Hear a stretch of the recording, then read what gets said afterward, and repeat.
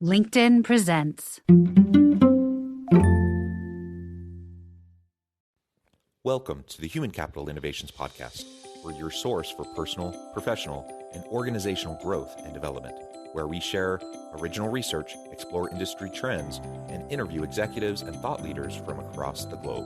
We hope you join us often for practitioner-oriented content around all things related to leadership, HR, talent management, organizational development, and change management. Maximize your personal and organizational potential with Human Capital Innovations Podcast.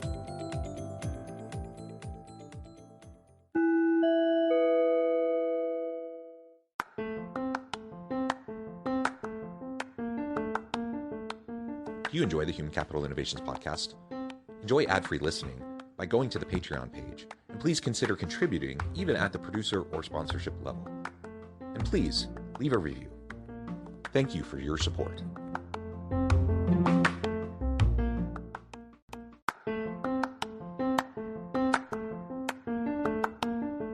Welcome to the Human Capital Innovations Podcast. In this HCI Podcast episode, I talk with Erika Andersen about her new book, Change from the Inside Out, Making You, Your Team, and Your Organization Change Capable.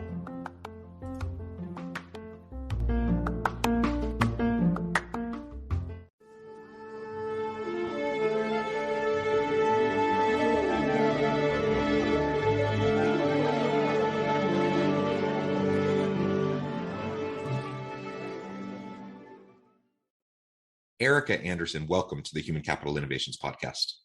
Thank you. I'm thrilled to be here. It is a pleasure to be with you today. You're joining us from upstate New York. I'm south of Salt Lake City in Utah. And today we're going to be talking about your recent book, Change from the Inside Out, Making You, Your Team, and Your Organization Change Capable. I think that's an incredibly important topic in this day and age. The nature of work, the world of work is shifting so rapidly. There's so much disruption. Not only in relation to technology, but just in terms of work modalities and how we do the work that needs to get done. So change is inevitable. We need to learn how to lean into that change and be ready for it. That's easier said than done because we're all human animals. We're all resistant naturally, I think, to change. And so we have to find ways to break down that resistance and help people become more capable of successfully navigating change in a healthy way. As we get started, I wanted to share Erika's bio with everybody. Erika Andersen is the founding partner of Proteus International, a coaching, consulting, and training firm that focuses on leader readiness. For over 3 decades, she served as a consultant and advisor to top executives at today's leading organizations, including Amazon, Spotify, Charter, Spectrum, and the Yale School of Public Health. She's the author of 4 best-selling books, including Growing Great Employees and Be Bad First, is a popular leadership blogger at Forbes.com, and is the host of the Proteus Leader Show, a business and leadership podcast globally ranked in the top 10%. Her newest book is Change from the Inside Out, as I mentioned, which came out in October of 2021. I'm super excited to learn more about that. Anything else you would like to share with us by way of your background and personal context before we dive on in? No, that is a wonderful setup. Let's talk. Let's go. All right. Well, whenever I'm interviewing authors, I always like to start by just asking about why this topic, why now? You've been doing this work in this field for a really long time. What was the impetus for the efforts you put into writing this book? Because I know it's a Herculean effort to get all those thoughts down, to write something and to send it out there into the world. So tell us more about your process and why this book, why now? Yes, as an author yourself, you know that process. So I always write books when I get curious about something and I want to crack some kind of a code. So in 2018, and we at Proteus have had a change practice for over a decade, almost 15 years. And we have, I'm sure we'll talk about it, we have a good process that integrates the practical kind of nuts and bolts side of making organizational change with that key human side that a lot of people don't even focus on. So we were doing a good job. And I noticed that people still had a hard time. People still, as you said, we're all human animals. It's hard. And so 2 things I got curious about. One is, why is change so hard for us? And the other was, what actually happens when a human being goes through a change? psychologically and emotionally. I felt like if I could find good answers to those two questions, it would be very helpful to people. It would help not only leaders and framers of change, but also anybody who needs to go through change, which is, as you said, everybody, right? So that's what really led to the writing of this book, and I think I found good and useful answers. Yeah, excellent. And the timing's really good and important because of what we've been dealing with the last couple of years with the pandemic, which has only accelerated us into change, especially in the world of work and the shifting nature of the work that we do. So professionally, the change that we've all been experiencing, I think, has been tremendous. And of course, in terms of our families, our home life, our community life, our personal lives, those changes have continued to happen as well. So like you said, resistance to change, that's nothing new. We've known that that's a big barrier to effective implementation of change initiatives for forever, because they're always just so hard. But it's really to be able to help us recognize how to get out of that resistance and to move beyond it is so important. Well, and I'd love to, if you don't mind, start by talking about that. I would love for our term of art to become not resistance, because resistance implies a conscious, like, I'm not going to do this, I hate, and it's much deeper and older. And anyway, I'd love to talk about a little bit about what I discovered about why change is hard for us. Would that be okay? Yeah, for sure. Okay. So as I started thinking about it, I looked at history. History is such a good place to look for why we are now. It often arises out of what we've been, right? And what I realized is that if you think about any person's life a couple of hundred years ago, 200, 500,000 years ago, that life, for the most part, that person's life would have been unimaginably stable to us. Right? They would have probably grown up in the same place their parents grew up. They probably would have done the same work their parents did, eaten the same food, gone to the same church, lived in the same town. Just, and even the changes were predictable. A bad year for crops, somebody has a baby. It's just very stable, very predictable. And in that life, a couple of 500 years ago, any large change, which didn't happen very often, would have almost without exception been disruptive, been a threat and a danger. And the smart money would have been on getting back to that previous known state as quickly as possible, right? After the flood, after the famine, after the war, let's go back to the way it was before. That really worked for us. And so think about it. That's how we've been wired for thousands of years, that when change comes, it's dangerous. And what we need to do is that homeostatic urge, get back to the previous known state as soon as possible. And that worked. And then the middle of the 19th, end of the 19th, beginning of the 20th century, middle of the 20th century. And now, as you pointed out with the pandemic, it's a geometric curve. Now, more change happens to any one of us in a day than probably happened in our great-great-grandparents' lives. And so we need to rewire ourselves. It's not that we're resistant to it, it's that we're badly wired for living in the 21st century, right? Yeah. So the evolutionary psychology component, which is what I hear you talking about, we're wired, our brains are wired, our neural pathways are set up in such a way to serve a different age, a different time, a different, completely different lifestyle, right? And so, so we just need to be able to recognize that and to acknowledge that. So when we move into the fight or flight response to some sort of change initiative, we can recognize where that is coming from, and then we can choose something different. We can choose to not engage in the fight or flight, but to actually lean into it and to actually be productive in the type of and guiding the type of change that we need to see. That is a great way to summarize and frame it, John. And what I then discovered, that my second piece of curiosity of like what actually happens when we go through change, I felt like the clearer I could get and share with people what actually happens when we do go through change, that would make it easier for people to choose differently, right? If they knew what the process was. So what we discovered, and we, as you know, we came to call this the change arc, is that So when a change comes at us, which is the hard, like when we choose change ourselves, it's less difficult. It's when it comes at us that it's hard primarily, which it does in organizations. I mean, unless you're the person who's deciding to make the transformation, it comes at you, right? So when change comes at us, it turns out, and we call this first part of the change our proposed change, it turns out that people want to know, almost without exception, three things. It's very predictable. We want to know, what does this mean for me? Literally, what does this change mean for me? What am I going to have to change? What is this change?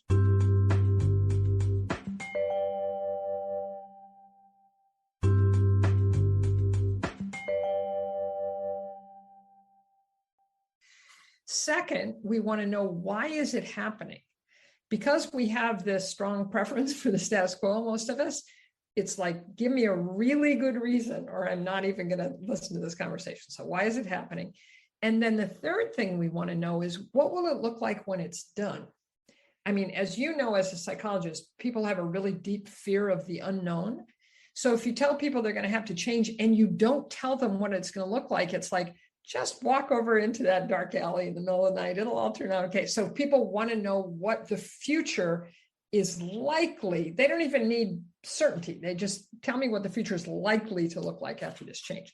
So people start to ask those questions, and we call that change resistance, but it's just this normal human, there's some things I want to know here before I sign up. Now, unfortunately, to your earlier point, we ask those questions most of the time with a kind of negative confirmation bias. We ask those questions with an initial mindset, an initial assumption that the change is going to be difficult, costly, and weird. And difficult means I don't know how to do it, and other people are going to get in the way of me doing it. Costly means it's going to take from me things I value. And people are willing to talk about time and money, but more deeply, they worry that it's going to take from them identity and freedom and agency and reputation and relationships, those big things, right?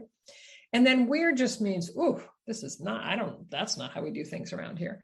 So even as we're asking those initial questions of what and why and what does it look like, we're already thinking in these negative ways of, oh, but it's going to be really hard and it's going to take away important things and it's just going to be strange.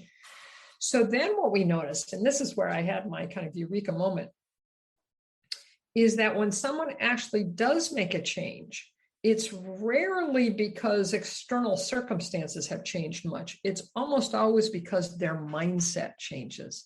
And they start to think to themselves that, oh, maybe this change could be easy, or at least doable versus difficult, could be more rewarding than costly, and could be normal, could become normal. This could become the new normal. And in fact, when we're having that mindset shift, we move into more of a growth and abundance types of mindsets.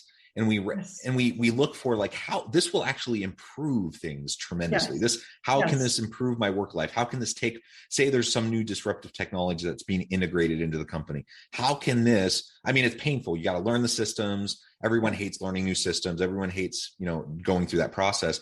But at the end of the day, 6 months from now, does that mean your job's going to be easier? That you can spend more time doing the strategic and creative stuff rather than the menial, repetitive stuff? And if so, that is improvement on your life, your quality and satisfaction. And that's a positive. But on the flip side of that, if you haven't gone through that abundance mindset shift or that growth mindset shift, when I start to look at, you say a new technology being implemented, and I'm like, well, goodness, now they're just going to take away my job because it's going to be automated, and I'm going to lose out. And so it's a completely different way of looking at the exact same information, which is so important. Yeah, that you're exactly right. That, again, a great way to summarize it. And it's funny because, you can tell how people are thinking by what comes out of their mouths. And when people involved in a change are helped to begin to shift and move and see the possibilities of it, you can tell immediately by how they talk. They do exactly what you just said. They go, well, yeah, this is going to take some time and it's going to be, might be kind of a pain to learn it. And if I do it, I can see how it will X, serve the customers better, save me some time, mean I have to do less busy work. They start to talk about how it could be easy, rewarding, and normal. And then you know that when a critical mass of people are talking about it, the change in that way, then they're going to be willing and able to do the new behaviors that the change requires, and the change can actually occur, right? Yeah. So you've laid out some of those types of things that need to happen, particularly internally for change to be adopted. But there are also all the organizational things that happen and should be happening. And frankly, a lot of times change initiatives don't have the impact that are desired, and they fail because leaders and organizations and the structures that they put in place really don't help to facilitate and sustain that change. So maybe, tell us a little bit about what you found as you're putting together your book about some of those biggest mistakes that you see organizations and leaders engaging in when they're trying to push a change initiative. Oh, I love that question. So,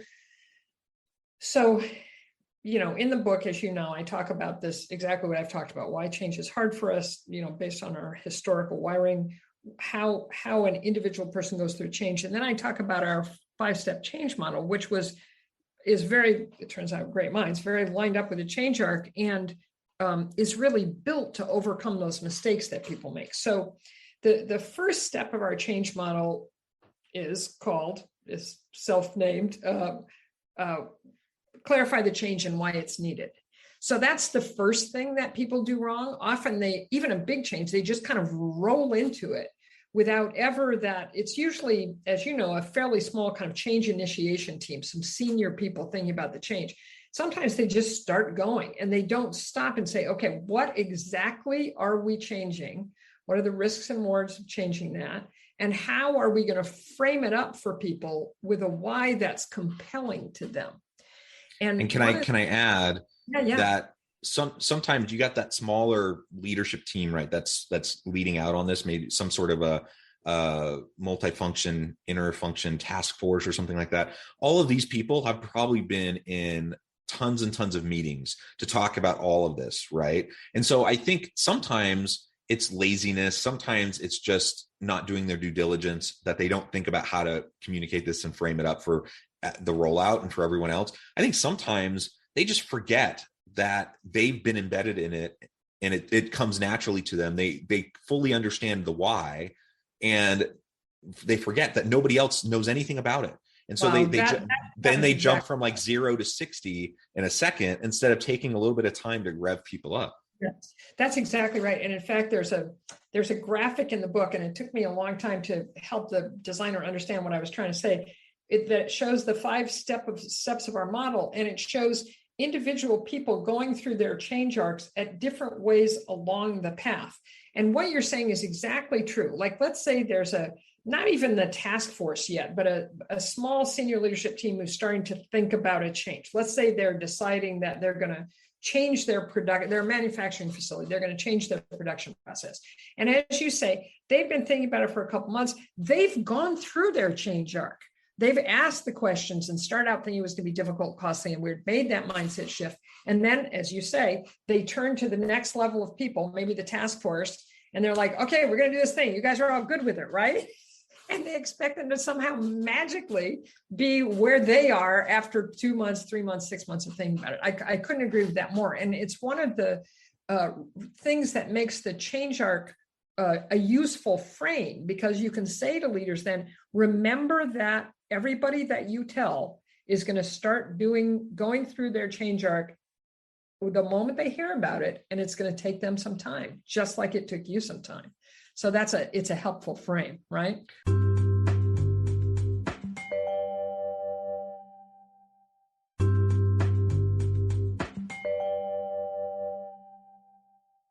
And to also recognize that people process things at different speeds. And to make it personal for a second, I just think about me and my spouse. We've been married about 20 years. We know each other very well. We have very different personalities, very different styles. And I tend to be more, I would still say I'm a bit risk averse. I don't like to take, crazy risks, but I also don't mind trying things and, taking reasonable risks and whatever. And my wife is much more risk averse than I am. And so we could even start at the same place with the same information at the same time in terms of this change arc. And I just process things differently than her. Yes. And it takes her a different amount of time. It usually takes a bit longer for her to get, so I get to a place where I accept it and I'm like, okay, let's do this. And it takes me X amount of time. And then it might take her X squared or X plus 10 or whatever. And I can either be a jerk about it and put pressure on her, or I can let her sit with it and go through the process and be supportive where I can. And otherwise be patient. And then she'll come along. Yes. Right? Oh, what a great example. And it's exactly the same with me and my husband, by the way. And not only I'm pretty good at not putting pressure on him or being a jerk about it, but I also know that he, for instance, needs more information than I do. And so, if I can help find that information, or if I can just get out of his way and let him gather the information, that's a great example. And the more leaders in change initiatives can do that, can recognize that, as you say, people process things at different times. That's great. That's really great advice. So then the other thing I wanted to say about that first step is the why. And you started to say this, but the why for that small senior team may not be at all compelling to the larger organization, right? Like, for instance, if they're going to make a change that makes the organization more profitable, all right, that's going to be compelling for people who have equity or whose, compensation is tied to profitability. But for that man or woman who's on the production line and is going to make $18 an hour no matter what, profitability is not a big deal. But again, as you say, having less busy work, doing your work more efficiently, serving the client better, those all might be very compelling whys. So that's the first step. You think about what and why. And then the second step is called envision the future state. And that's where that little team, again, on behalf of the organization, has to get very clear about what do we think it will look like when we've made this change, and how will we measure that success?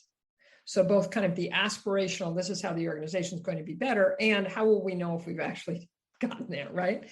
And again, doing it on behalf of the organization. And you notice that those first two steps, those are those three things people want to know. What is this? Why is it happening? What will it look like? Okay, so then the third step, and I think this is what you were talking about, we call build the change. And that's where usually it's not that very small senior team that's going to manage and drive the change.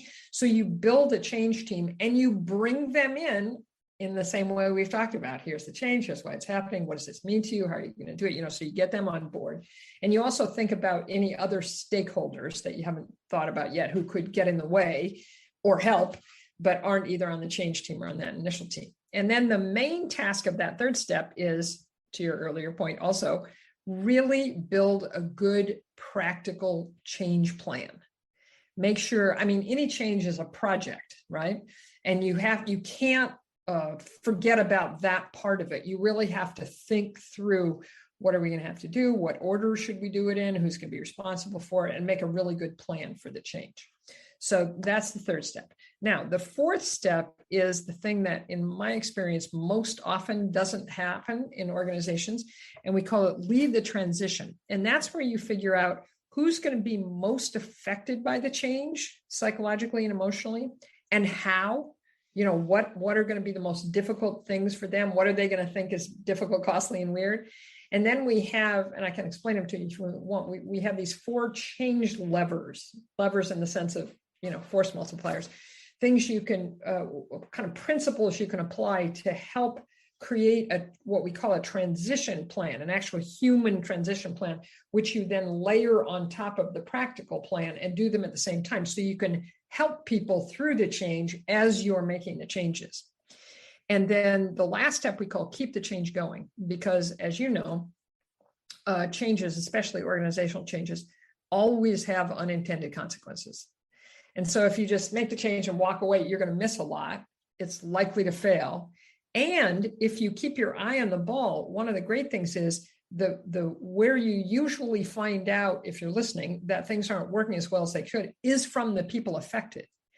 So, right. So you get their input, they feel engaged, like they have some agency, you get their recommendations about how to make it. So you make sure that the change is successful. The other thing that you can do in that fifth step is look at the overall organizational impediments to change. When you try and make any large change, you notice that there are things in the systems and processes, things in the structure, things in the culture that have gotten in the way of this change, but will also get in the way of all future changes, right? So this is a good time to look at those and repair those.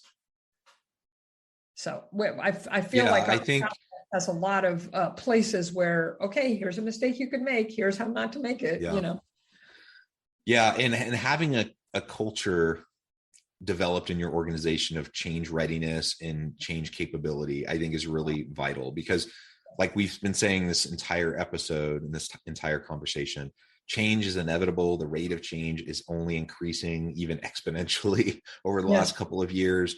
And so we need organizations, we need teams, we need individuals on our teams that are ready to lean into the change. And if that's not there, then we need to take the steps now so that we are more ready for the next time. And like you said, when you're going through a big scale initiative and things aren't working and you hit those barriers, and there's those gaps that get identified, lean into that, like actually identify those, recognize, like we tend to get self-conscious, we get self-protective when we start to see, what we call failure, because something's not working the way we wanted it to. And if I'm in charge of that thing that didn't work the way we wanted it to, now I'm all of a sudden I'm afraid of my job, or I'm afraid of, someone thinking I'm not capable.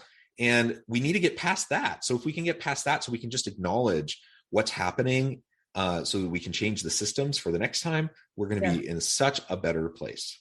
Yeah, I love that you keyed into that. And there's a part in the book, and when I'm talking about step 5, when I talk about exactly that, and I say, when just what you said, if somebody's in charge of a certain part of the change and it's not going as planned or it's not going well, it's so easy to get into that, again, negative, restrictive mindset. This is difficult, costly, weird. So you have to make that same mindset shift relative to changes. It's like, oh, but if we can make it better, that would be better. And it might take time. It might be a little embarrassing, but it'll be better. It'll take us to a new normal. So helping people, it's like, teaching people how to fish versus just giving them fish. That's why we've ended up using the word change capable. It's like, okay, use this change to get good at change, so that subsequent changes that are a result of this changes that have nothing to do with this change, you'll be better able to deal with them going forward. Right? Yeah. I love it. Well, Erika, I note the time. I'm going to have to let you go here in just a minute and get on with your busy day. But before we wrap things up for today, I wanted to give you a chance to share with listeners how they can get connected with you, where they can find your book, and then give us a final word on the topic for today. Okay, wonderful. So you can go to my website, which is easily spelled my name, erikaandersen.com. And also my Twitter handle is Erika Andersen. And you can find the book there, or you can find it at Amazon. It's, hard copy, electric, audio, which I recorded. So if you want to listen to my voice for 8 hours, you can do that. And you can also go to our business website, which is proteus-international.com, and find out how we work with clients and what we do. And I think the last thought I'd love to share with you is, and your listeners, is we are capable of doing this. We can change the way we think. And that is a powerful thing to recognize. There's a wonderful quote from Heraclides, I think, who said, we can't always control our circumstances, but we can always control our reaction to those circumstances. And that's what we're talking about here. And it's a powerful thing to recognize that. Yeah, beautifully said, Erika. It's been a pleasure. I encourage listeners to reach out, get connected, find out more about what Erika can do for you. Check out the book. And as always, I hope everyone can stay healthy and safe, that you can find meaning and purpose at work each and every day. And I hope you all have a great week. Do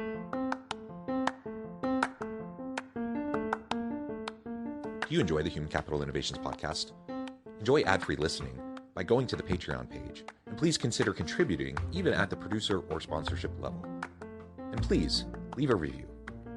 Thank you for your support.